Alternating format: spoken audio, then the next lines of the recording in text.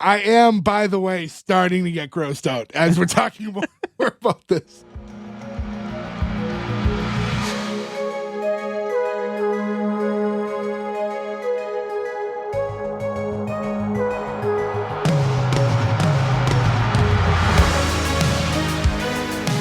Welcome back, everyone, to S1E1, a show where each week we pick a different sitcom, watch just the first televised episode, and forgetting anything we might know about the future run of that show, rate and decide if it's a show we want to greenlight or cancel. This week we're going to be talking about Shit My Dad Says. Shit My Dad Says went 18 episodes with only one season on CBS. Today we're going to be talking about episode 1, which was called Pilot, originally airing September 23rd, 2010. So to get things started, I'm Jay Gags. With me as always, the boys, Joe, Ferg, Nick, and Gordo. What's going on, guys? Which one of you idiots picked this show? That would be you. Well, fuck that guy. I don't know if he did that as a setup or... I don't either. I don't either, yeah. Also, I don't know why, Gordo, but tonight you look extra like Charles Merlin-y. Manson-y. You know, you look, I guess, a little Charles Manson, yeah. But you don't look like Manson when he was like cool and be like, hey, hippie girls, come have sex with me. You look like Manson like 1987 being like, am I freaking you out, news reporter? Like, you don't look like cool young Manson. Yeah, Joe. Cool young man. Cool young Manson? No. I don't even want to get into this. Gordo, why did you pick this show, or do you remember picking the show? No, that was a setup. I was just trying to be funny. There was a reason why I picked this show, is because it was on a dwindling list of the worst sitcoms of all time. And I figured that you guys might enjoy a good Gordo blast. Ooh. Did you guys hear the noise I made? Because I'm sure you did. When you mentioned this, like, whatever, a while ago, I looked it up before I watched it the other night. And the first thing I read was, based on a Twitter stream, and the noise that came out of my body was so loud. I'm sure it reverberated around all of your houses. First of all, you would love that Twitter stream. Yeah, it was a good book. Hold on. So to clarify, so there's a comedy writer. His name's Justin Halpern. He runs that Twitter stream. It did get very popular, and it was based on him moving back in with his parents and like stuff his dad was actually saying. Blew up. And then it turned into like a show. It turned into a book, I thought. He wrote a book, became a show. He actually wrote another show too called Surviving Jack, which is another sitcom that I think we should cover. And it's based on his autobiography, which is called I Suck at Girls. He has two sitcoms, basically. This random comedy writer has somehow finagled to have two sitcoms written about his life. But again, nothing against that guy. Look, you fucking shoot your shot and get a TV show out of it. Like, that rules for you. Well, he was a comedy writer, is a comedy writer. Sure, but like when it's like, what was the source material for this? Like, it was a Twitter stream. I want to throw myself off my roof. That is your fear of the modern world. But I mean, it's based in something. It's based in like actual things his dad was saying that attracted the attention. So I like that it's grounded in something real. And they parodied this on Community for an episode too, when Troy lived with Chevy Chase's character, and then he had a Twitter thing which was like stuff weird old man says.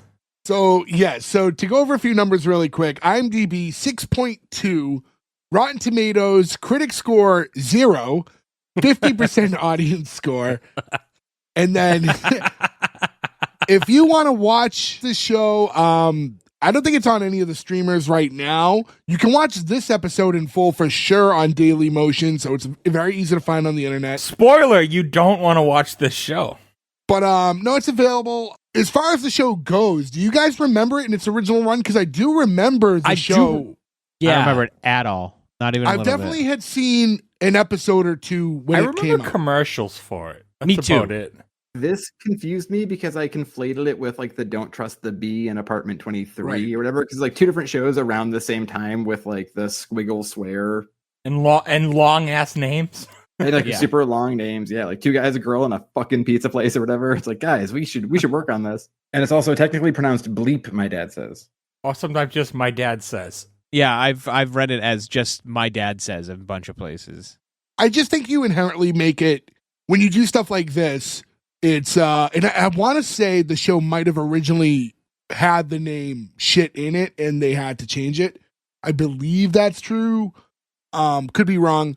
But when you have things like this or don't trust the bee and then the names conflict, don't you set yourself up to make it harder for people to find you? It's annoying. Yeah, it's really annoying. I don't like that they did it. Yeah, because I was trying to search, like, and I had to remember the characters for, like, shit. And then I realized you could just put in, like, the just stuff my dad said. Yeah, I've just been typing in "my dad says" and then like sitcom with it. But like, it's just frustrating. You make it harder to find your product when you do that. And the same thing goes for like super long names. I mean, I've been in a part of things that are very ungoogleable, and I get like later on, you're like, that's not a good idea. Speaking of, Joe, you have a new label, right? A new record label. What's it called? Saccharine Trist.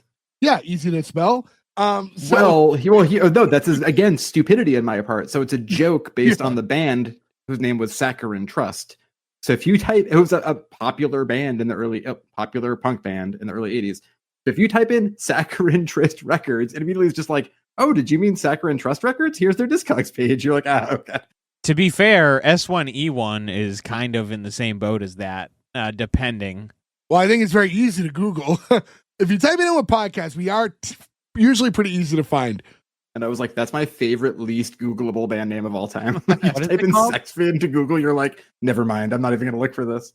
So if you're looking for us, though, go to S1E1pod.com. That's where you can find all the links to our social medias. Our X account, which is way less viral than the shit my dad says one. And you can get t-shirts. You can follow us. All the links there on S1E1pod.com. So go give that a visit. Our new Shit My Ferg Says t-shirt coming soon. Yeah. If we can get him the same tan vest and make him take a bunch of pictures of him looking grumpy. No, I want to see the show Stuff Ferg Shit. You don't want to see that. I want to see Ferg wistfully playing fucking Billie Holiday on a record player. I want a t-shirt of that. So to jump into the actual episode itself, first scene, we meet the main character, Henry, played by Jonathan Sadowski. He's outside. He's on the phone with his mother. He's in front of his dad's house, and he's talking to her, and he's saying like, "Hey, Mom, I need your help. I'm at Dad's." And you're getting like you're only getting the one half of the conversation. You can't hear what the mom's saying. He said, "Because I need to borrow money. I just got laid off. I'm broke." They're using this as a device to give you a ton of explanation as to what's going on with the show. So they're using this phone call to basically give you the whole setup. Which is fine. I appreciate the brevity. We've seen this before too, though. What's the show where then That's they not open the the right door word, and he but- gets pushed over the bush? What? Oh, wasn't that Melissa and Joey? We went That over was the Melissa bush. and Joey, I believe. Yeah, Yeah. he comes in on the phone, and that's how you enter into the episode, the pilot. And then when the door opens, instead of it being a gruff Captain Kirk, it's Sabrina who pushes him over a hedge. Whoa!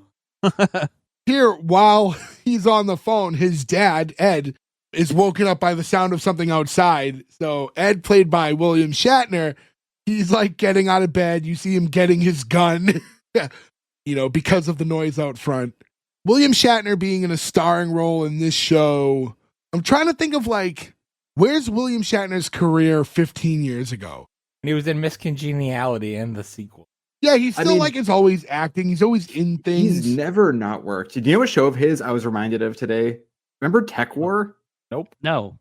Tech War No. was the show that was basically on for one season after Monday Night Raw, in between Silk Stockings and La Femme Nikita. So like after like 1993 or 4 Raw episodes, it'd be like, after Raw, like Vince McMahon be like, coming up, William Shatner in Tech War. Like I heard it every week and never saw an episode of it. I looked it up today and like it was like a Canadian TV show that lasted for like 18 episodes or whatever. And I'm like, I want to really watch Tech War now. He's in some like lawyer show that I always get reels for, and it's like he's a no-nonsense lawyer with a gun. What is there's also this? TJ Hooker, right? There's a bunch of great stuff. But we're not mentioning though is his amazing turn in the wonderful American Psycho 2 with the famous line of "Stop calling me Bobby." Mila Kunis' finest work. And his face is featured in Halloween. William Shatner, yes, that's true. That was one of the weirdest things, how like to have such an iconic character be just your face. Yeah. Yeah. And also famous musician, technically. Yeah. Because I think it's going to be a long, long time. And also, I don't know how he did it because I feel like Burt Reynolds had more money than him in the 70s and 80s. Because Burt Reynolds, you forget, like Burt Reynolds was like the biggest star in the world. But William Shatner is a toupee guy, and he's never ever looked bad. And then you look at certain guys in the I didn't either. That's how good it is.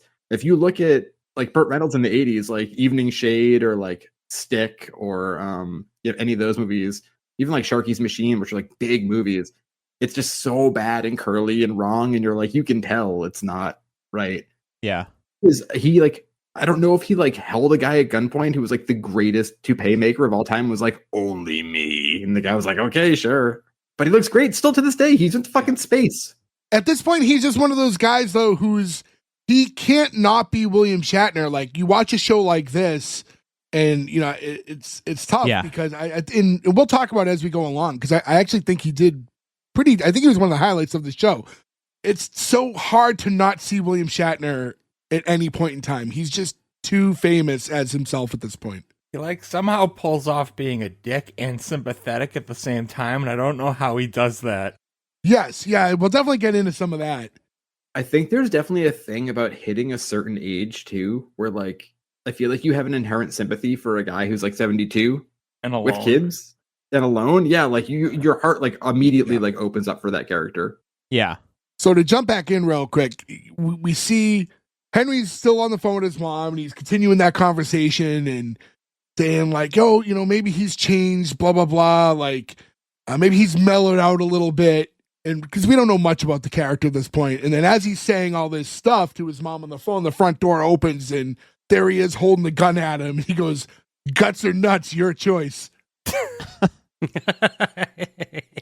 I will say they do say historically a gut shot is the most likely to survive from, but the longest you'll be in agony for.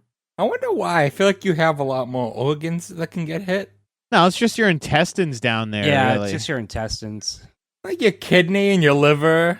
Well, the thing is, like, all those things, like, you can fix them. I mean, or like head and heart are like, you know, it's like once those shut down, you're done immediately. So Also, somebody shoots your lungs. balls off, right? Like, Yeah. there's no fixing that. There's no like your dick gets shot off. They're not going to be like, it'll grow back. I know. I think you can get like a pig dick sewn on now. Can you? Yeah. really, what's the average size of a pig dick? I might just do it anyways. I don't know. Yeah. I'll let that be on your Google. Hey Jay, you Google that, Mr. Incognito. I don't use it. You guys do. You're all the ones with stuff to hide. So use your incognitos and find out. Jay didn't get his dick shut off, but he did get a Shetland pony dick implanted on him, and now he needs a wheelchair to walk around. We just go with his giant balls. It still hails in comparison. So according to Google AI overview, it said boar penises. Hold on, Gordo. Before you even finish, your Googling has gotten so lazy that you won't even click a link anymore. You just use the suggested text at the top. Fine, I'll go to the pigsite.com, boar anatomy. No, but when he properly Googled, he did it wrong. So why is it better? That just had a bunch of pictures and fancy words. Animal penis. I'm not going to animal penis size chart. So I'm going with Google AI overview. It's a chart. It's not pictures of them. You wrote a fucking erotica about an. I can't even. I'm not even gonna. Yeah. Bigfoot's dog dick. Yeah. It is approximately 12 to 20 inches. Done. A boar can have a 20-inch dick? Hold on. Now I gotta fact check Gordo because I don't that believe can't that. be accurate. 12 to 20. No, I'm not Googling this, actually. No, I don't care enough. Move on. Don't worry, I'm going incognito, boys. My last search history is like, when was the Korean War? How big is a pig's dick? Are those two related? It's like sending a cop to my house immediately. Like, I don't know why, but fuck this guy. Is there wow, this is quite a tangent because this literally has nothing to do with the episode. Is this the reason it's called a hog? I don't think so, but I couldn't tell you why it's called a hog.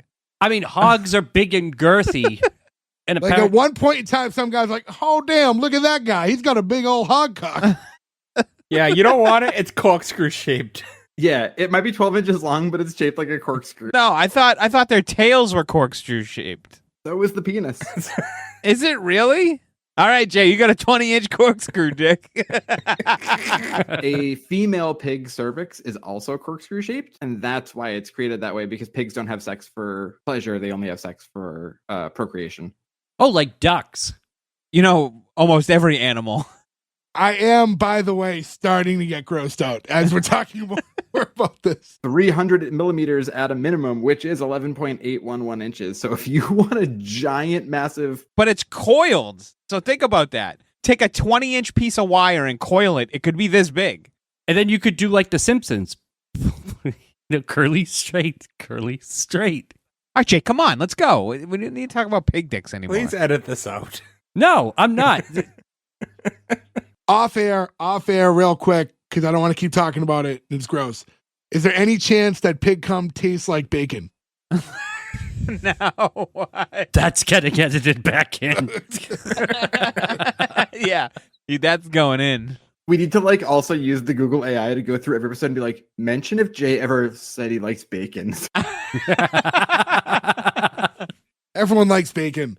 So from here we get into the intro. The intro is it's nothing special. It's like a really quick jingle with just a bunch of photos of William Shatner looking angry that morphs into a collage of... This intro sucks. It's not just this intro sucks. But it's fine. It's like 2 seconds long. It's so like, lazy and stupid. It was an intro? It's that quick, yeah. Yeah, I think it's that you should have showed him in the army. Like, you do age...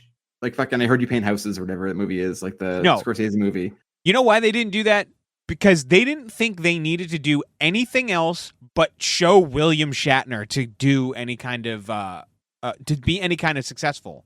They thought William Shatner just existing on this sitcom was going to be enough to make it big, and they were so fucking wrong. Because even 12 years ago, nobody gives a shit about William Shatner. Like, they just don't. Well, I wouldn't say that's true, but Trekkies do, but they don't care about non-Trek version of William Shatner. I'd like to go on record here because we're gonna shit all over this episode. The guy who wrote this and created it, I have no issues with him. He's done some good stuff, and everybody who acts in this, I do genuinely like in other things. Yeah, this is just fucking garbage. So, past that intro, we get to the next scene. And it's just a continuation of what we we're seeing before, only now Henry and Ed are both walking into the house. And he's like, why didn't you call first? I almost decorated my Buick with your balls. Come on, Dad. You wouldn't do that to your Buick. I did like this line, though, because him driving a Buick makes sense. I can see him with a pristine 1991 Buick LeSabre. You know what I mean? You see the old man Buick. This is super inside baseball, but there was a restaurant that we all knew of our whole lives on Route 1 called the Continental. That's where all the old people ate. And if you were driving up Route 1, it was just Buick LeSabres and Oldsmobile town cars as far as the eye could see. But as that clientele died off, you saw less and less of those. And now the restaurant is closed, yeah. And now the restaurant's gone because the whole clientele and their staff passed away. And it's kind of a depressing thing. And now if you see anybody in one of those cars, it's just a 30-year-old junkie where you're like, whoa, what's happening right now? My grandmother left me this. That's exactly what happens. It's exactly what happened. Yes, The only thing my grandmother left me is this car, and I spent the rest of the money on crank. You're like, okay, good luck with your 1987 LeSabre. What are you going to do with this? Is it going to run it into the ground? So, one thing I kind of took issue with this show, and I'm getting it right away here, is the main character outside of William Shatner, Henry's character, his son, I thought was a little too animated at all times. I get it's a sitcom, but I felt like he was just a little too animated and played it silly, and it didn't quite, I don't know. It was almost like he was more of a theater guy. Yeah, I can see that. This whole thing does feel like a comedy theater production. It feels very staged in that sort of and scene, and then on to the next funny scene thing. They also don't give jokes time to breathe on this show. As soon as they finish a joke, they go right into the next joke, and it's just one-liner after one-liner after one-liner. And I'm just right after the Buick stuff is just this whole thing about, oh, I thought you were one of those jackasses who show up on my front door looking for handouts. Oh, the people for the elections? No, the Girl Scouts. All those beggars, with badges and just trying to get money out of you. which obviously makes Henry feel bad about the fact that he's trying to get money out of his dad right now. I have never had a Girl Scout come to the front door. Yeah, I don't think I have either, as they say it. They're always like in front of a store selling at like a table. They're usually posted up. But I definitely have had. I think the thing is, if you have kids who are in the Girl Scouts and you live in like a neighborhood with a lot of families, you probably do it. We live in a neighborhood like that. This kind of like obviously like the world's changed a lot since we were kids, and like this is obviously a much larger conversation. But like, remember when you'd have like the fundraisers at school, and it was like the most amount of like shitty chocolate you could sell. You'd get different prizes and stuff. Yeah. Yes. And you would legit, like, your parents would help and ask like the people at work and stuff. But you would also legit go knocking door to door to your neighbors and be like, "Do you want to buy chocolates?" You don't get that anymore. I don't think like $5 Reese's Pieces, like just the same. Like we've kind of gotten away from kids like trick or treating in a more conventional way now too. You know, like they do like the trunk or treat. So like the idea of any kid knocking on your door for anything these days is kind of going away. Well, the trunk or treat was born from COVID. Yeah, trick or treating's still strong. How many people have gone to your house? Yeah, I got no one. Like no one comes by my street anymore. I don't even see them walking down the street. I get some. It's definitely less. But what happens now, though, I've noticed, people congregate in just different parts of town. Like it's just like certain like more condensed, populated parts of the town. Like, but I do think part of it ties in though to like this stuff I'm saying about like fundraisers and Girl Scouts, like just the idea like the door to door like knocking. Like I think they just kind of get away from kids doing like stuff like that now. Things are more in the realm of like GoFundMe now, where it's like you post a link, everyone shares it on their social. Anytime someone has like a fundraiser for their kids now, they bring it to their work, like the parents bring it to work, and that's about it. And they call, but like, when was the last time a kid knocked on your door to sell you candy bars or something? Yeah, never, ever. Yeah. I mean, it was before COVID for sure. You know, so at one point, like this Girl Scout joke works because they did it at one point, but they don't do it anymore. I mean, I see a lot of it with like Instagram and stuff, right? Where like a lot of people I know who are teachers will post things before school starts to be like fundraiser so I can buy like school supplies, because we live in a world where teachers have to buy school supplies. The school like won't give them for them. Well, that's fine because they're overly paid by so much. In fairness, those are Joe's words, not Ferg. That's just shit Joe says in the chat all the time. But how fucking dare you? So, but yeah, no, they get into that whole conversation with the Girl Scouts, which is going to be a runner for later in the episode. And because his dad makes that comment about how they're just, good for nothings, it's just coming by asking for money, and it's mirroring Henry's situation now when he's asked, like, by the way, why are you here? Henry doesn't know what to say, so now he's like starting to trip up on it. And he's trying to like silly that he wasn't just like, I wanted to say hi, Dad. Like it seems like he could have walked himself out of the weirdness of this immediately and then asked for money later. Like it's still his dad. Well, he starts he decides to like go into like this like pre-planned speech. He's like, there comes a time in a man's life. He's like, are you coming out to me? He's like, you wouldn't last a minute in that world with that pasty skin and you can't dance. All of like the next 5 minutes of Shatner is very fucking funny. He's the funny part of the show. I have no problem with him. And I think it's like actually for a show where it's like it's almost advertised like, look how unhinged he's going to be and the shit he's going to say. They were able to like multiple times in this episode, but here for the first time, go with like a gay joke that's not punching down at gays. So it's like, you're not good enough to be gay. You would be a terrible gay. Brings that back at the end too, where he's like not ever punching down at gay people or like the gay community, and like there's like 3 different times in this episode it comes up, and it's never negative. Yeah. The gay community? The gay community. Only AJ Styles punches down on the gay community. He tries to pivot. He's like, "Oh, Mom wanted to say hi. She's in Italy." He's like, "What's that got to do with anything?" And he gets into that, "Oh, she's on that like eat, pray, love tour thing. But I told her if she wants to get more of the love part, she has to do more of the praying and less of the eating." And Shadow's like, "Is that a joke? That's the woman who like pushed a giant moron through a tiny opening." What a great premise to be like, I'm trying to connect with my dad who divorced my mom by Shitting on mom. by making a fat How joke. fucking dare you say that about your mother? You just Also, like, I thought this was kind of a weird joke to give, like the Henry character, because like, oh, mom says hi. By the way, she's out in Italy, and I told her if she wants to get any, she should stop eating because she's getting fat. You know, like I thought it was a weird joke from him. Yeah, because it's a joke the ex-husband normally makes. They don't do a good job selling you on Henry on the show. No. Henry, I will definitely get into it later because I have a lot of issues with the Henry character. Do you remember him, Ferg? And it's another Chuck show or another Chuck character. He played Laszlo. He was like the tech kid that worked for the same agency, and Chuck had to help him. Okay. Yeah, I remember him. He was the one that was like on the run and wouldn't listen, right? Yes, yeah. He was also in Live Free or Die Hard. and the goods. Oh yeah, the goods too. I forgot about that. Yeah. My brain honestly has like blacked out Live Free or Die Hard. I just tried to forget that even existed. Is that him in New Hampshire? No, it's the one where with Kevin Smith's in it. It's Justin Long. Justin Long, and I don't hate that one. I really don't.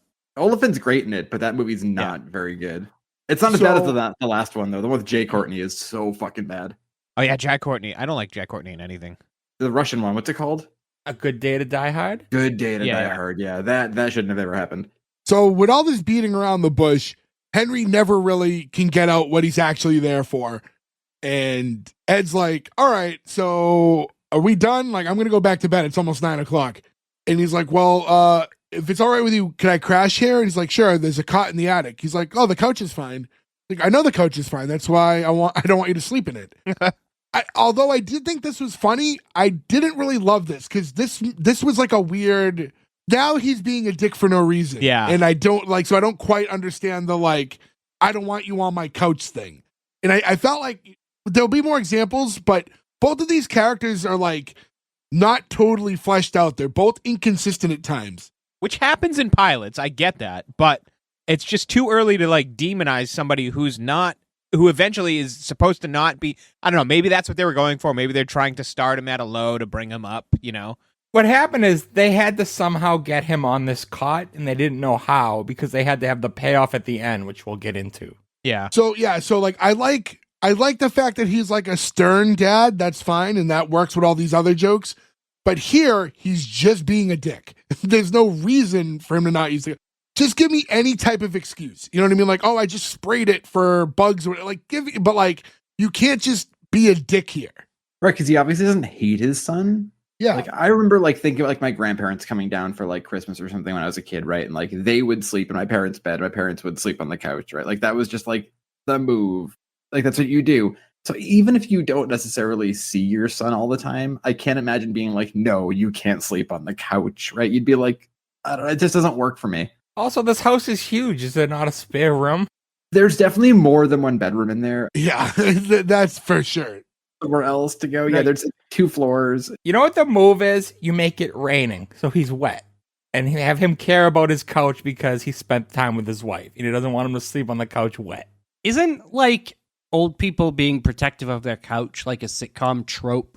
That's the plastic. When they put the plastic on the couch or you can't sit on but he uses the furniture. We actually see Ed on the couch constantly in this episode, so it's like a little different here. Actually, in the very next scene, because we flash forward, he ends up going to bed because, again, Henry can't get out what he actually needs. It's the next day. Ed's on the couch watching the news, eating cereal in the morning. He's watching Wolf Blitzer, right? So, and we hear in the background, the inventor of carbon paper dies today at age 88. I looked this up, by the way. The inventor of carbon paper, Ralph Wedgwood, invented carbon paper in 1806, and he died in 1837. So... Oh, so this is a timepiece. Yeah. So, I mean, listen, I understand shows like this. It's just like a little like Takes whatever. place in 1836. But, like, do we have to be off by like 170 years on the fact that we're using on the television? Man, for all the moments where I was like, I mean, but it's okay for this, that right there is just like nobody fucking fact checked that. Is this supposed to be a joke? Like, It's such a specific thing. Yeah. It's just, I don't know. I knew. No, I didn't know. You know, I looked it up thinking like, I wonder if this is actually something that happened around that time. It's like, oh, not even close. Maybe they figured most people don't know what carbon paper is. Because I'm not going to lie, I didn't know what carbon paper was. How did you not know what carbon paper was? That was the credit card, right? Yeah, we all had jobs in high school where like if the internet went down or the phone lines went down and you had to like run a credit card, right? Like they still had. Yeah, it's the black sheet that like transfers. Yeah. Okay. Now that's gone. I don't think any stores. I don't think if you walk into like a Staples and the internet goes down. No, at like, my work, like when I worked in my past job at the company, like if we had to write down like we'd have tags if things went out of service or whatever, and like you'd write it, and then under it would have like almost like the receipt copy that you would like because you'd have to give it to I had the same people. thing when I worked at the airport. I also had to deal with a plumber recently, and their invoice and stuff like that was done on carbon also, copy. if you're ever sending anything out of the country at the post office, when you fill out the customs form, that they take the carbon copy and give you the or you take the carbon copy and they take the one you signed. Regardless of how not accurate that news was, Ed's reaction is, that's not news. An old guy died. So what? He's like, now if he does something tomorrow, that's news. I mean, that's fair. I have said that before. Like, I would care more though about that if the person hadn't died. If the zombie hadn't died 150 years before that. So Henry walks down the stairs and he's like walking bad because of a bad night's sleep. And Ed's asking him about it. He's like, oh, well, because, the cot. He's like, oh, so you're too good for the cot? A Navy buddy of mine died on that cot. Like, oh, that would explain the big stain at the neck. He's like, no, not the neck. I turned the bed around. So the feet? I think something happened in the groinal fecal area. Something dirty. Well, when you die, you shit yourself. He died getting a pig implant. So from there, we get into a transition of a conversation of like, hey, did you hear that noise at like 5 this morning? It sounded like two animals were fighting. He's like, it was me and a raccoon. Like, I caught him trying to eat one of my cucumbers. I grabbed him by the tail and windmilled him into the shed. I laughed at this. I would have given anything from the show that scene. Yeah. It would have been like a stuffed raccoon and him like pantomiming fighting it. Like through the window, like you see it from like inside, like yeah, from like the above angle. Feels like the kind of joke that would have been in a what's the movie with Steve Zahn and Arlie Erby? Oh, Strange Wilden? No. That's what I was thinking of. They have the like Neil Diamond cover band. Oh, Saving Silverman. Saving Silverman. That seems like a gag from Saving Silverman. Yeah. The most underrated movie of all time. It is stupidly funny.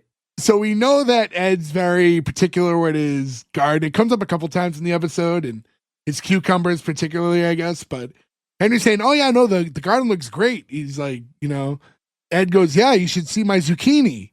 And Henry goes, I think I did last night when you answered the door in your jammies. Like, gross. Talking about your dad's dick. Unnecessary joke. Like that's the wrong place to put a dick joke.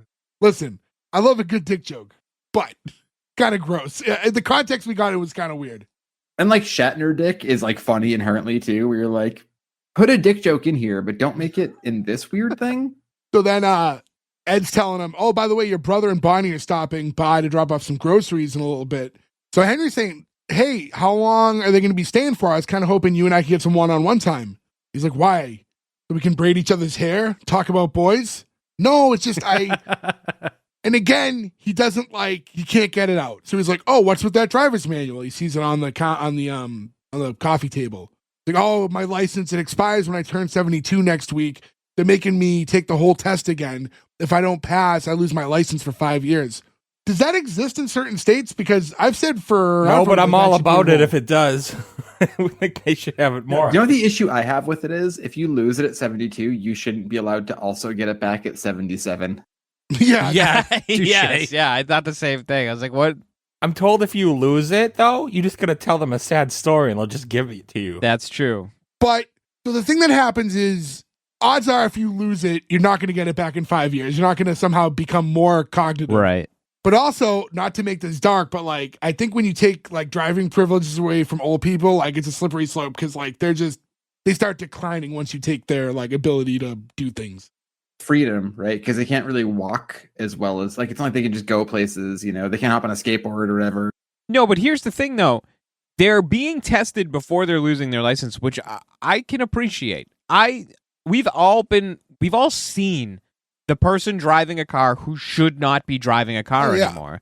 And it is unfortunate because you're right, Jay, there is a correlation between losing your license and, an earlier death, but sometimes that's just how it needs to be. You don't want to have them kill someone, I mean, Nick and I can directly speak to this, as when we were teenagers, we worked at a gas station. God, and yes. sometimes people would pull in and you'd be like, I don't feel comfortable putting more gas into the car. There was a for guy you. that used to This is come a in. death machine. I won't use his name. There was a guy that used to roll into the gas station we worked at. I'm not kidding. This guy was so old, he shit his pants while reaching for an ice cream, like into like one of those like ice chests.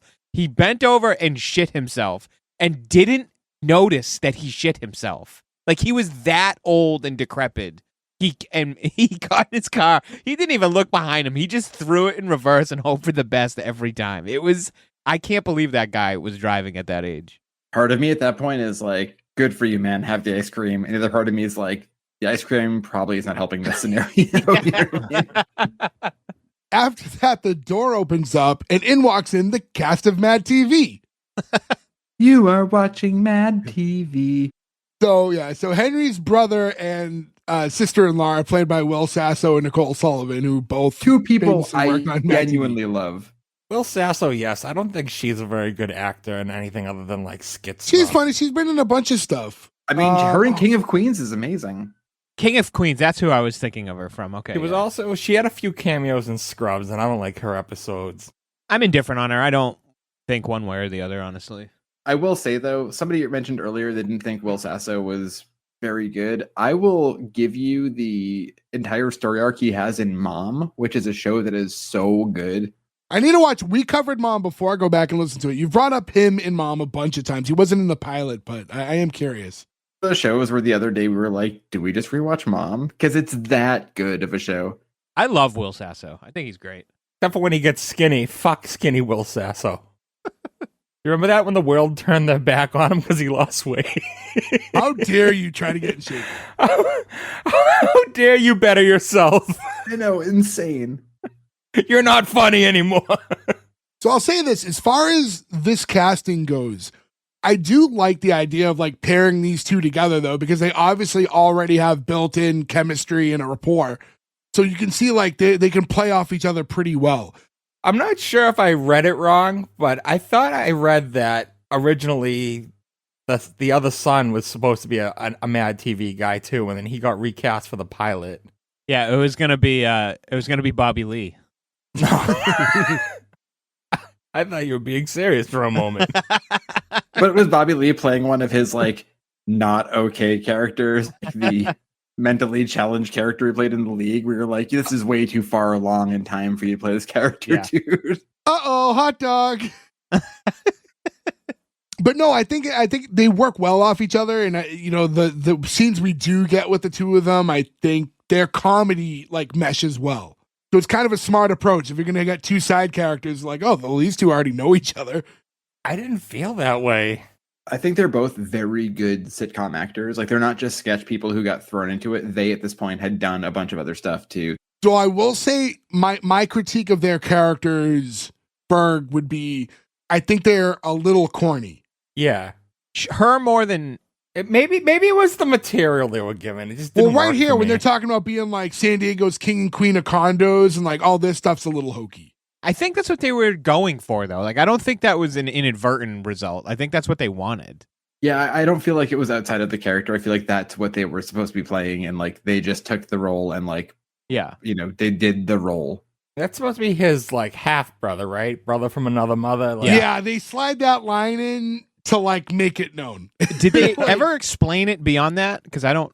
They mention it later on where he's like, you left when I was 5. Yeah. They talk about it like they didn't like really, like they're brothers, but I don't think they spent their lives growing up together. But Will Sasso appears to be older. Yes, I'll talk about that in a little bit. I want to save that because Okay. I have much to say about that coming up. At this time, Ed's putting some of the groceries away with Bonnie, and this is Henry and Vince. Yeah, they're talking. He's like, "Oh, so what brings you here?" He's like, "Oh, he asked him how things are at the magazine." He's like, "Oh, I got laid off, and Dad doesn't know." And then Ed walks back in. Dad doesn't know what. He's like, how hungry I am. He goes, Dad doesn't care. I don't get why he won't tell him he was laid off. I mean, I know he doesn't want to straight up ask him for money yet, but he could at least start laying that groundwork there that I was laid off.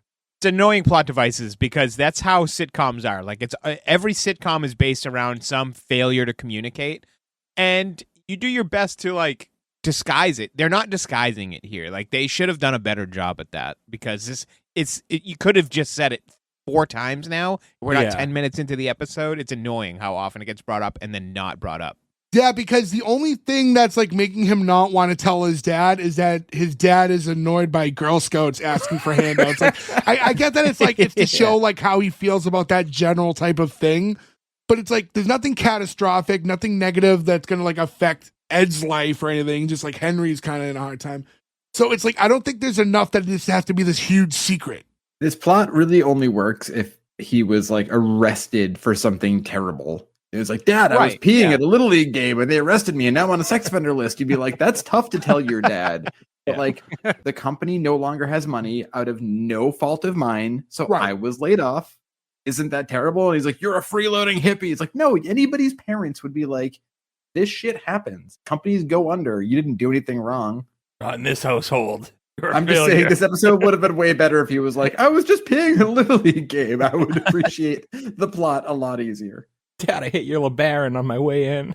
Vince tells Ed, like, hey, I see the manual's out. I'm glad you've been studying. Like, yeah, I've been looking a little bit. If I don't, I'm not going to be able to drive, and then I'll be stranded out here by myself. And Vince is like, oh, don't worry. I mean, if that ever happens, you can stay with us, right, Bonnie? And she's like, I'm sorry, you can always do what now? Like, Ed walks off, and she's like, are you crazy? Like, you just asked him to move in with us. He's like, I'm just, it's just something you say. He's never going to actually take us up on the offer. It's like, well, what if he does? Can you imagine him living in our condo? Think about it. Think about our sex life. All that high-pitched squealing, all the weeping. You wouldn't be able to do any of that anymore. I knew this was where it was going to go. It was obviously going to be, like that Will Sasso makes weird noises during sex, for sure. You think he spits a lemon out? I forgot about that. Was from Vine. He's on a spit being spun around. He's like, I almost like your dick every rotation, so it's going to take a while. Unrelated to the episode, but I also think it's important to know what Will Sasso legitimately taught the world how to do an Arnold impression. Every Arnold impression is just Will Sasso's version of an Arnold impression. There are certain people, Jay Moore, who we'll talk about in a few weeks, is like the person who like, it's him and I guess Kevin Pollak, like cracked Chris Walken, right? Like there are certain people who like I forget who it is who did the Reagan in the 80s that I think it may have been Phil Hartman, right? That we all do. They're like, well, like that's all Phil Hartman. I think it was Phil Hartman, yeah. Yeah, you just need someone to pick up on it and like create the template for the rest of us to follow. Dana Carvey, George H.W. Bush, like no one will ever do an impression of him that doesn't go like, nah, gonna do it. Right? Like it's just that somebody picks one thing and like it just fucking solidifies it. This one day the parody becomes the reality and everyone just parodies the parody. It's very strange, right? And I feel bad because I feel like some of those guys like Will Sasso, right? Like probably doesn't get the credit for being like, but I did this. No impression of his was great too in real time. His Jesse Ventura. Oh, he does a great Jesse Ventura, yeah. Because on Mad TV was when Jesse Ventura won the governor of Minnesota. And like every episode for like that whole season just started with him being like, I sold away our water rights. It seems good now. You'll get a check for $100. You're gonna be able to shower in a week. And it was always really funny. And like now, like no one thinks about that anymore because Jesse Ventura has become like not as big of a cultural person, you know? Yeah. He always did a great Steven Seagal too. He does a great. Yep. You know what's depressing? Macho Man loving too. Steven Seagal movies and just hating Steven Seagal. Like Yeah, it's just huge Right? bummer. What a Like piece of shit. Yeah. I like want to being a watch Chevy Out Chase for fan. Justice every fucking day. And anytime it's like Steven Seagal like eating a carrot with Vladimir Putin. It's like I fucking can't with this guy.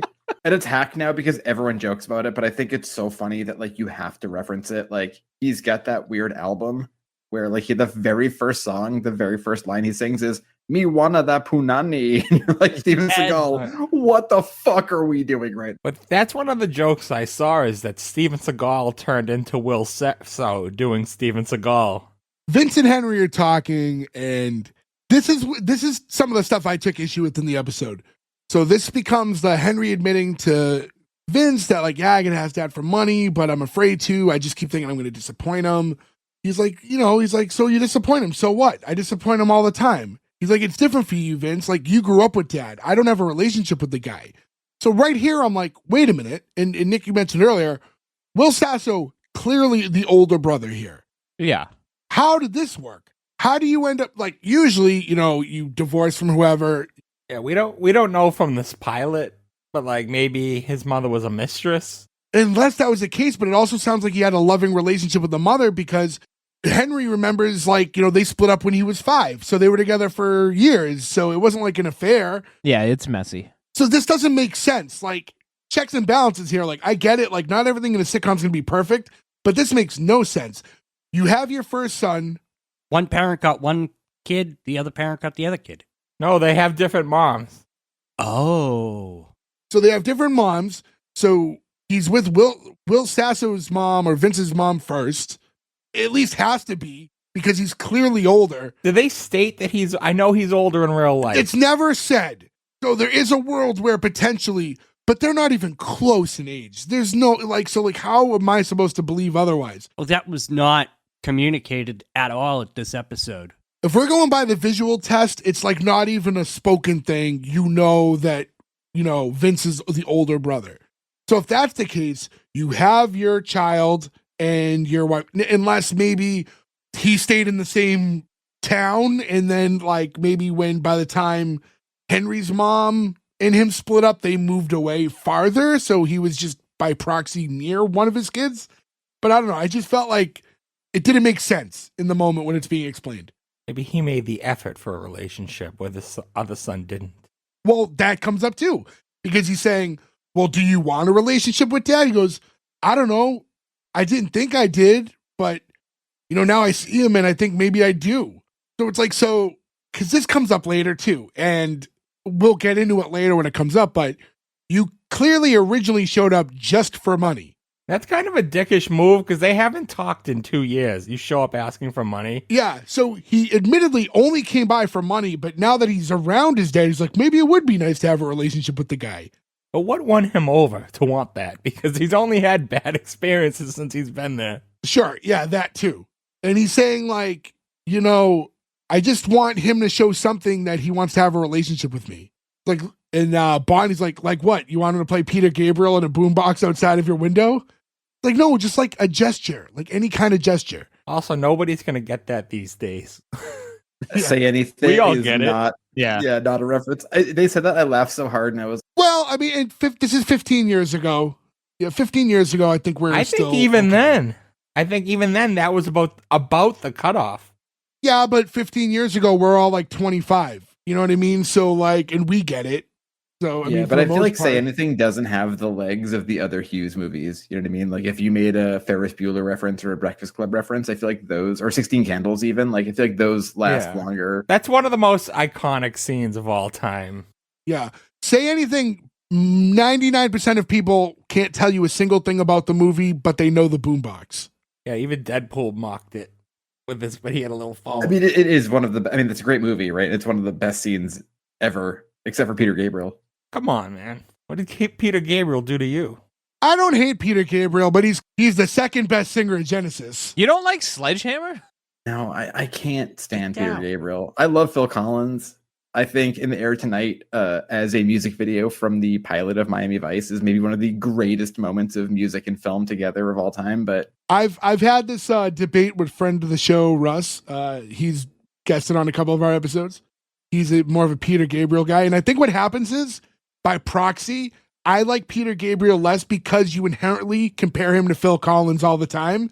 And I love Phil Collins so much that it makes me not like Peter Gabriel because my mind's telling me I'm supposed to pick one of the other. It's equal to liking Sammy Hagar. It's yeah, because you're comparing him to David Lee Roth. Right. That's true because solo Sammy Hagar is really good. Yeah. And there's a couple good Van Halen songs with Sammy Hagar, but it's Diamond Dave all day long. You want, ain't talking about love. You don't want fucking Sammy Hagar singing for Van Halen. I feel like Why Can't This Be Love is a song that's tailored for Ferg to love. That's a good song. I like that song. Yeah. So anyways, so yeah, I mean, at this point, there's just a lot of weird dynamic stuff that it's tough to gauge anyone at this point. The intentions of Henry are inconsistent here. It's tough to track. And I get it's the first episode, but Bad writing. Yeah, when the two characters I'm supposed to be most focused on are both flip-flopping all the time, it's like, how am I supposed to understand like the intentions here? Also, I meant to bring it up a minute ago, but you mentioned like the weirdness of like Will Sasso, the age.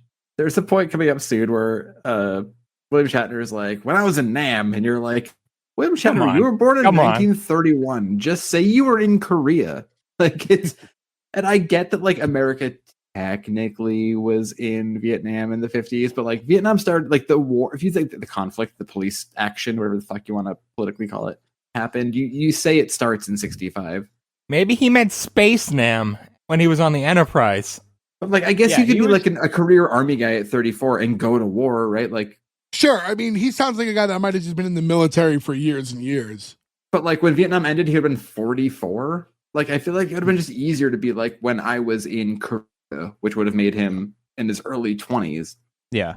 We cut to a little bit later and we see Ed in the living room and he's sitting on the couch alone. He's listening to like a record when Henry walks in. Henry's telling him, all right, dishes are done. I swept the floors. I wiped down the counters. Everything looks nice. I need to go disinfect. Ed's like, hey, sit down for a minute. The house is clean enough. We didn't accidentally kill a hooker. We just had brunch. And he's like, all right, yeah, let's help you study for this driver's test. You know, like the joke here is he's trying to help him with the driver's test, and like the running, like this scene is basically Ed's over delving into like the specifics of the question. So it's like, oh, you know, you're driving through towns, like what part of town, what, you know, like all this stuff, and just, you know, like that's the running joke of this whole scene. I thought it was like a little. As the person who's most recently taken the driving test, I feel like none of this is accurate to the driving test in 2024 or whatever it was. I was gonna say, I will say I was very happy the same way that I definitely answered some questions on history tests by knowing Iron Maiden lyrics in high school. I definitely answered the what is this sign, slippery when wet by the sticker on the Bon Jovi album I have, and was like, I know what that sign means, and was so fucking happy. But the 14-year-old girl next to me was not going to be somebody I could talk to about that scenario. Yeah, please don't talk to 14-year-old girls about slippery when wet. Oh, you just made it weird. Did you have to go down there to take the test, or could you have taken it online? Here you like write in, they tell you to show up. So you show up with a bunch of kids. I mean, not normally, most kids show up with kids, but I'm a 30-something-year-old man, and I show up with a bunch of kids and my wife. And when I came out and I got it, my wife was like, out of you, and kissed me, and a little girl, like a 16-year-old girl and her mom were just like, oh, it was so depressing. It'd be funny if Joe just got bullied like in high school, like freak. I would drink at him. Just like the gray hair peeking out of my hat.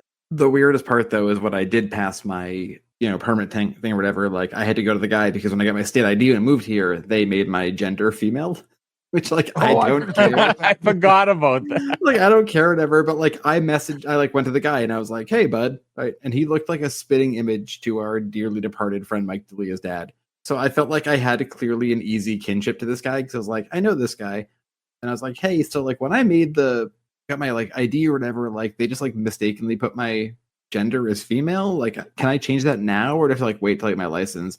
Then he didn't say, like, yeah, when you get your license, you can do it. He just looked at me and went on a tirade where he's like, not that anybody even knows what a male is anymore or a female is. And now I'm in a room with a bunch of 14 and 15-year-olds, and this man is screaming, and my wife is outside. It's like, this is the craziest, surrealist moment ever.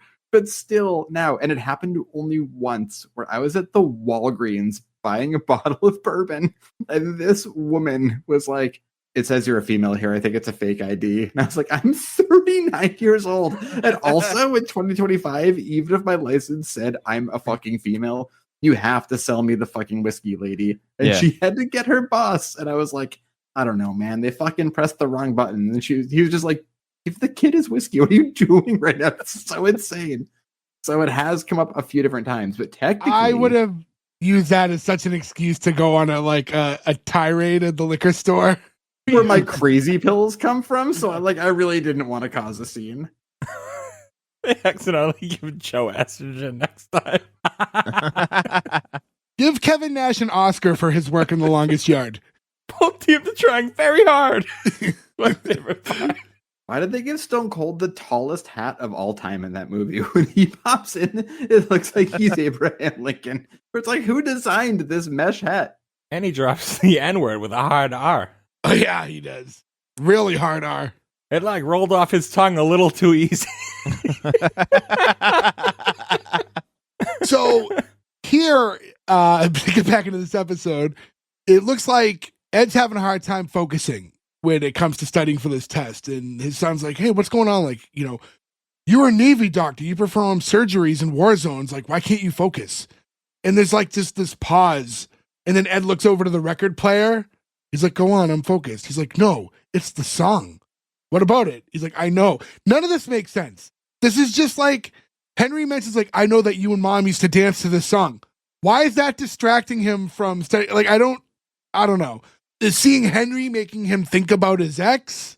Yeah, you missed the lady you fucking divorced like 30 years ago. Like, yeah, like it's at least, he's got to be 35, so it's got to be at least 30 years, yeah. Yeah, I know like we often say like show don't tell, but here I need you to tell me something. Like, there could, like, if there was anything like, you know, I hadn't seen you in a couple years and, you know, I hadn't talked to your mom. And she should have died instead of the divorce. It should have been his first wife that died. And would then have made more sense. But then I feel like we would have been like, oh, another dead mom sitcom. Like, sure, but, you know, hey, we got so many at this point. But yeah, and that could have explained why they became estranged. Right, like, because later on you can be like, what actress can we pick to be the mom to show up in episode 7? That's Mama's shotgun. So there's this whole thing about like, oh, I can't believe you remember that, and them dancing to this song when, you know, he was a little kid, but something that he remembered. And now he's like, I don't know if Ed's just trying to break out of that conversation. He's like, what do you really need? He's like, what are you talking about? He's like, you've been around all day, you clean the house, you helped me study, like, what is it? You need money?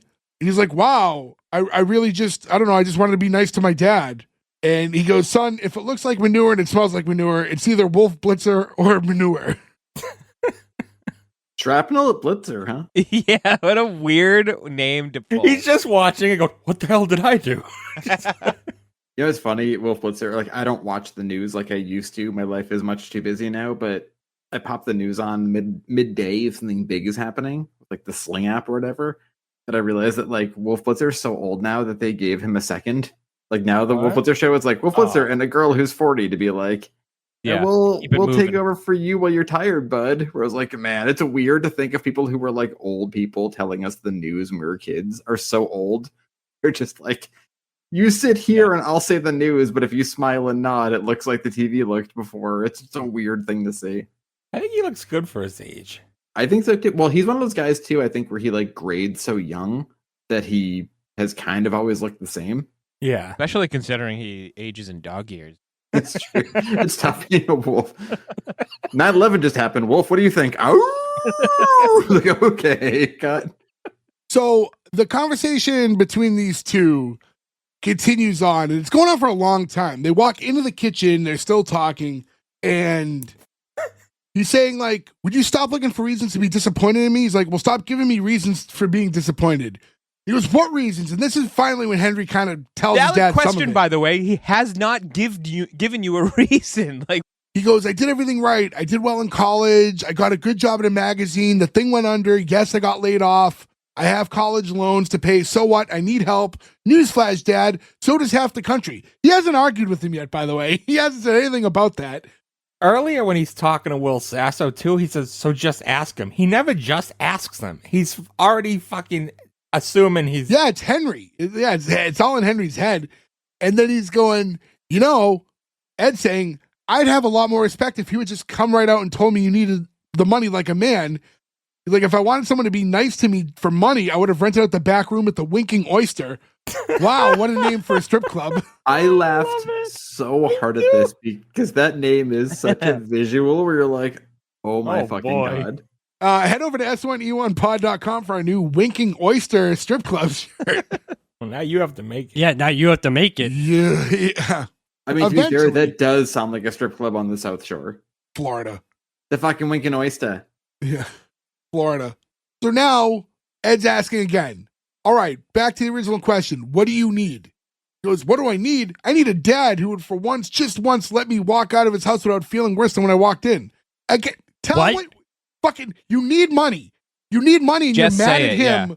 Yeah, you're mad at him for all these things. You showed up for money. If he just walked in real life and said, Dad, we haven't had a great relationship. You left me when I was 5. I lost my job. I need some money. Can I please borrow some money? That guy would have been like, that's fair. But we don't even know if he like left him. Well, here's like Ed saying you're being dramatic. He's like, dramatic? I haven't seen you in 2 years. And you don't even give me a bed to sleep on. You put me in the attic in a tiny cot with a blood stain. And it's like, well, you didn't talk to him for 2 years. Like, so you want the royal treatment? Like, listen, I get we're supposed to like sympathize for him here, but no, I'm all William Shatner at this point because Me too. you're supposed to be convinced that he's this mega dick, but the only thing that they've done to convince me of that is the couch scene with the cot. They have done nothing else. He's been a little grouchy, but to play devil's advocate though, like Shatner probably should have reached out to his kid within those 2 years as well. both though, it takes 2. It does take 2, but like you can say they're equally wrong here, right? Like neither of them have made a impasse in the past 2 years, right? he's an old guy living alone. They don't know technology to track down their kids. Also, too, he doesn't need money. In here, where Ed's like, I don't treat you any differently than I treat anybody else. He's like, exactly, I'm not anyone else. I'm your son. He's supposed to build me up, not tear me down. He's like, I do build you up. He's like, really? Like when? When I got a haircut and you told me I looked like a lesbian in the Navy? He goes, a lesbian in the Navy saved my life. Another, again, like odd pro, like not odd, but like oddly pro-gay joke in this episode, which like you just don't expect. I'm guessing that line is one of the actual tweets. Probably. And I like the other time too. He's like, or did you build me up? The one time I wrote you a Father's Day poem and you said it was in front of the English language. Like it was. He's like, I was 8. Like even an 8-year-old knows you don't rhyme dad with bat. I mean, to be fair, Dad rhymes with a million things. yeah, and the AB rhyme scheme is pretty easy for kids. The two now walk back into the living room because this conversation is just so long that they basically walked to the kitchen and back to the living room just to split it up so they weren't having like an 8-minute conversation just standing in the room together. I think they knew they needed to like visually like, yeah, you needed a little bit of a break because it's not a lot of like different sets we're getting here. So they had to get into the kitchen just to break it up a little bit. You guys think this house looked odd? Well, the inside looked a lot like the 2.5 Men house. I 100%. I meant to bring this up earlier, actually, and I forgot to. It's like a darker version. Yeah, I had to look it up to see if it was the same set and they changed stuff, but I guess it's just the type of architecture. It's like the Spanish living room kind of Roman, reminded me a little bit of the Step by Step house, but like completely different decor. But a little bit of that But too. this even had the window in the same place where it would have been the beach, but now it was showing like forest. Yeah, well, we should have seen the raccoon battle. And San Diego too was also a very big military community too, right? I think there's like a huge base in San Diego. Yeah, I think Camp Pendleton. Can't depend. It's also where the Top Gun is. Gordo, you know Top Gun, right? Yeah. I've seen the movie multiple times. By now, you should have at least done research to try to prove us wrong, and you haven't. What am I going to do? Gordo, if I were you, I would have like watched the movie twice, read the novelization, like read some fan fiction. Like I would be so deep in the lore to be like, no, fuck you, know this, to like beat us to the punch of any like weird plot point we can remember. No. In all fairness, we can't get him to watch a half-hour show most of the time. I know. I'm still not even convinced half these episodes he watches the show before we record. I do begrudgingly watch them right before we record, so... The way to do it gets fresh in the brain. Yeah, exactly. Ask me anything about this show. Gordo, it happens all the time, and you still usually don't catch the things. Yeah, prove it. It happened earlier this episode. I'm trying to remember what it was. What's the main character's name? Ed. Henry. Okay. Ed's the dad. You asked me for the main character. Who's on the... Technically, the dad is the main character. Technically. Okay, Right, all right, I'll yeah. give it to him. I'll give it to him. Yeah. Oh, but bam. I couldn't tell you what Will Sasso's name is. I'm bad Vince. with names, though. I've always been bad with Ferg, names. do you watch this? Did you watch this, Ferg? No, I didn't. Don't tell the others. When I watch shows like in my leisure, and I'm not doing like this where I'm taking notes and like have to remember names and like write their names over and over again so I'll remember them, I'll watch a show and I'll be like a month in watching it like an episode a week or whatever, 5 episodes, 6 episodes, and I don't know half the characters' names yet. You know what I mean? Like, I just don't know them. I'm like, I'll get it eventually. Like, I know who they are. I mean, right before I moved out of Boston, like right around COVID time, I was on the Red Line and I saw a girl I went to high school with, and went to high school with her, and middle school and elementary school. And I saw her face and I was like, hey, how's it going? And then I was on the train for like an hour being like, what the fuck is that girl's name? We went to school with like 90 people. Like, I don't even retain names from people that we knew for years anymore. But face, I knew right away. People from our past I'm good with. Like, those are all pretty locked in. It's like future now. Takes me a little longer to like retain and like keep that info in now. I'm good with faces. You don't know names. future people's names. Well, no, I mean like people that like we grew up with, like all this stuff from the past I'm good with. But like now when I meet like a new cluster of people, like those names don't stick with me right away. That's why you just hit them with the, hey, what's up, guy? Yep. Hey, Chief. I do that normally though, so luckily I do that to people I know their names, so it doesn't sound weird when I do it to people when I don't. So these two are walking back into the living room now, and Henry's telling his dad, if you ever wonder why you don't have a relationship with your kids, this is why. Like, I have a perfectly fine relationship with Vince. Just today he asked me to come and live with him and his wife. He's like, he didn't mean that. Like, if you actually took him up on that offer, he wouldn't know what to say. They'd be just talking in gibberish. It's like, you don't know what you're talking about. Because he does have a good relationship with Vince. Like, He does. maybe Now- maybe he was lying about him living there, but they do have a good relationship, and he has to try to shatter that. Like, fuck you, dude. Well, that's the thing. Like, yeah, we know that when Vince offered that, and we saw the conversation with his wife earlier, like, he was saying it thinking he wouldn't take him up on it, but why were they there to begin with? They grabbed his groceries and to say hi. You know what I mean? Just normal shit. So he does have a relationship with his father and, like, does things for him and helps out. Fuck you, Henry. So he's like, you don't know what you're talking about. He's like, and let me give you a piece of advice. If you're going to kiss my ass for money, at least put on a nice shade of lipstick. Like, I don't even know what that means. And then he goes, and is that really why you think I'm here? Just for money? He's like, am I wrong? No, Dad, you're not wrong. You're right. You're always right. You know what He is the word right. for being right? Being alone. And it's like, wait. But he is Like, right. He is right. Like, Yeah. you said you hadn't seen him in 2 years. You haven't seen your dad in 2 years, and the first time you're breaking away from that is to come by to ask him for money. Like, that's Yep. fact. And even to his own admission when he was talking to his brother, he said, I didn't think I wanted a relationship with him until I got here. So you did only come here looking for money, and now you're mad at your dad for accusing you of only coming by looking for money. Like, from Ed's perspective, I haven't seen my son in 2 years, and then he shows up and needs money.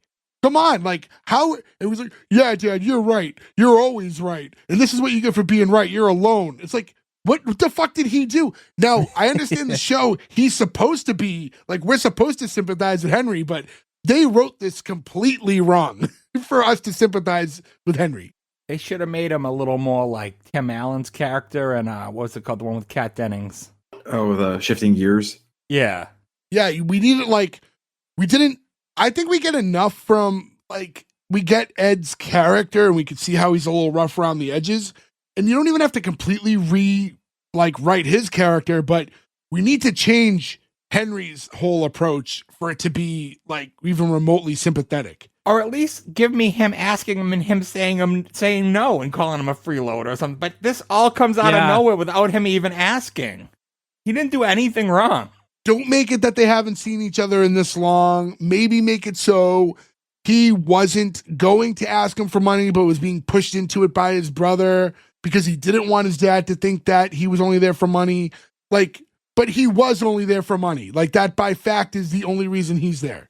I do like Ferg's idea though, where he's trying to ask him for money, but William Shatner's just crying over an unwashed flour sifter the whole time. Like, this feels so strange all of a sudden. The weirdest part of shifting gears where, like, the core of that episode is an unwashed flour sifter. Like, guys, The moment I realized Tim Allen can act.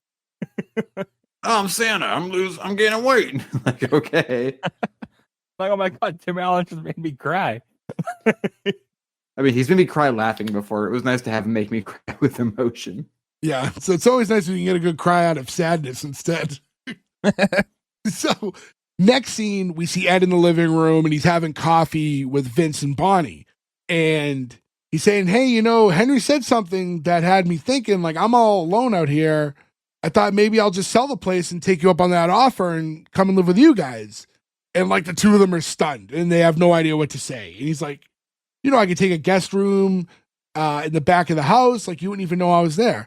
And the two of them are both going like, they're not making sentences. I thought this was them playing off each other really well, like them having that similar brand of comedy.